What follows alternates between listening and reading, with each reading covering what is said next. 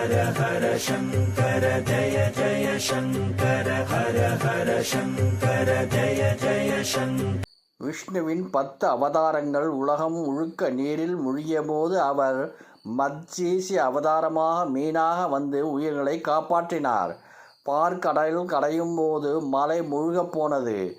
அப்போ கூர்ம அவதாரமாக ஆமையாக வந்து அதை தாங்கினார். பூமி அசுரனால் கடலில் மறைக்கப்பட்ட போது வராக அவதாரமாக வந்து பூமியை மீட்டார். ஒரு அசுரன் என்னால் யாராலும் கொல்ல முடியாது என்று ரொம்ப பெருமைப்பட்டான். அதை பார்த்த மகாவிஷ்ணு நரசிம்ம அவதாரம் எடுத்து அவனுக்கு முடிவு கட்டினார்.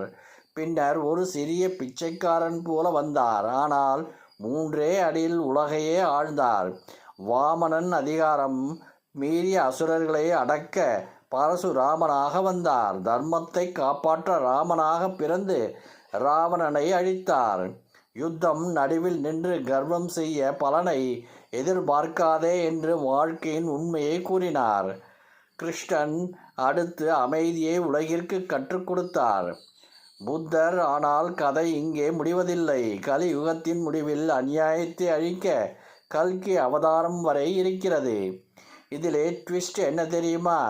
மனிதன் தவறும் போது, தர்மம் குலையும் போது அதை சரி செய்ய சக்தி எப்போதும் வரும். இதனால் கடைசியாக தர்மத்துக்காக நிற்கும் ஒவ்வொருவருமே ஒரு அவதாரம்தான். நீங்கள் விஷ்ணு பக்தர் என்றால் நமோ நாராயணா என்று கூறுங்கள். ஹர ஹர சங்கர ஜய ஜய சங்கர ஹர ஹர சங்கர ஜய ஜய சங்கர.